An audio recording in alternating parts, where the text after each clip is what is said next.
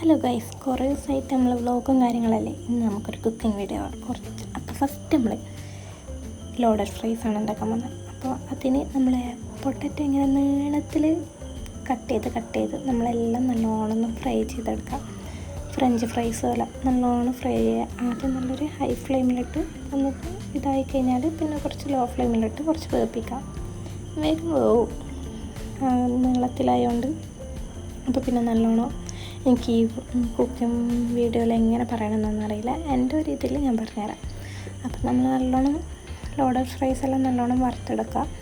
പിന്നെ എല്ലാം കോരി മാറ്റിയെന്ന് വെച്ചാൽ അതേ എണ്ണയിൽ നമ്മൾ ചിക്കൻ, ബോൺലെസ് ചിക്കൻ നമ്മൾ മുളക് പൊടി, മഞ്ഞൾപ്പൊടി, ഉപ്പ്, കുരുമുളക് ഇട്ടിട്ട് അത് 4 സാധനം മാത്രമേ ഉള്ളൂ.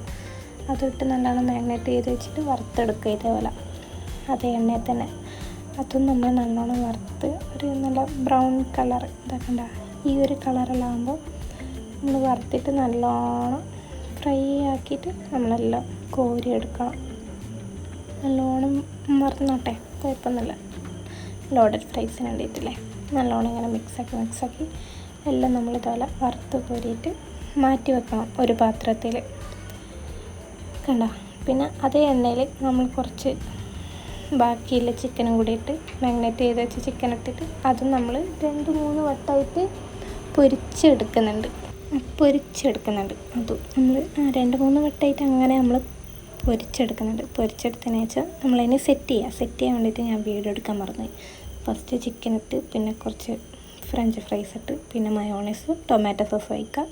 അതുപോലെ റിപ്പീറ്റ് ആക്കിയിട്ട് ഇതേപോലെ തന്നെ ചെയ്യാം. കണ്ട, പിന്നെ അതിൻ്റെ അടുക്ക് ചീസ് വെച്ചിന്, പിന്നെ അതിൻ്റെ എല്ലാം നമ്മൾ വറുത്ത് കോരിയ ചിക്കൻ ഇടുക. പിന്നെ അതിൻ്റെ എല്ലാം നമ്മൾ ഫ്രഞ്ച് ഫ്രൈസ്. അതെന്താണെന്ന് വെച്ച് കഴിഞ്ഞാൽ ലാസ്റ്റ് ചിക്കൻ്റെ ഓയിൽ പൊരിച്ചെടുത്തതാണ് ആ ഫ്രഞ്ച് ഫ്രൈസ്. അതുപോലെ നമ്മളിങ്ങനെ ലെയർ ചെയ്ത് ഇട്ട് കൊടുക്കണം. കുറച്ച് ചിക്കൻ, ഫ്രഞ്ച് ഫ്രൈസ്, ചീസ്, പിന്നെ മയോണൈസ്, പിന്നെ അതിൻ്റെ നല്ല ടൊമാറ്റോ സോസ്, പിന്നെ ചീസ്. അങ്ങനെ നമ്മൾ ഫുള്ള് എല്ലാം ഒന്ന് തീരുന്ന വരെ ഒന്ന് സെറ്റ് ചെയ്തെടുക്കും. ഇങ്ങനെ ചീസെല്ലാം വെച്ചിട്ട് നല്ലോണം ചീസ് ഫുള്ളെല്ലാം ആയിക്കോട്ടെ, കുഴപ്പമൊന്നുമില്ല. പിന്നെ ഇനി നമ്മൾ മയോണൈസ് നല്ലോണം ഇങ്ങനെ ഡിസൈനിൽ ഒഴിച്ച് കൊടുക്കുക. അതുപോലെ ടൊമാറ്റോ സോസ് ഒഴിച്ച് കൊടുക്കുക നല്ലോണം. പിന്നെ മയോണൈസ്, ടൊമാറ്റോ സോസ്, ഇങ്ങനെ നിങ്ങൾക്ക് ഇഷ്ടമുള്ള പോലെ എങ്ങനെ വേണമെങ്കിലും അലങ്കരിക്കാം.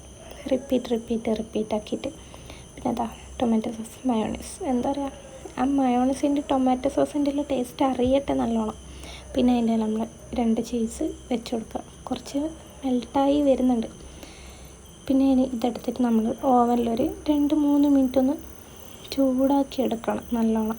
ആ ചീസെല്ലാം നല്ലോണം മെൽറ്റ് ചെയ്ത് നമ്മൾ ആ തണിഞ്ഞ ചിക്കനെല്ലാം ഒന്ന് ചൂടാകുമ്പോൾ തന്നെ അടിപൊളിയായിരിക്കും.